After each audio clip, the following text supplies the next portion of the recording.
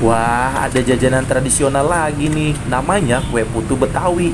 Ini sudah legend loh dari tahun 80. Kue tradisional ini sangat unik dan terbilang langka di Jakarta. Tuh lihat cara memasaknya dengan batang bambu dikukus seperti itu. 40 biji sekali kukus guys. Aroma asapnya tuh wangi daun pandan, enak banget. Dan rasanya ini beneran legit, gurih banget. Pokoknya kalian wajib cobain nih. Si Babe Saro ini jualan setiap hari dan perharinya bisa ribuan biji guys. Mantep bener. Memang jarang banget ada nih di Jakarta kue tradisional seperti ini. Kalau kalian penasaran, datang aja langsung ke sini guys. Alamatnya ada di Jalan Ampera Raya, Jakarta Selatan. Dan kalau penasaran, cek aja ya video lengkapnya ada di YouTube gua guys. Yuk guys, cobain kue tradisional ini.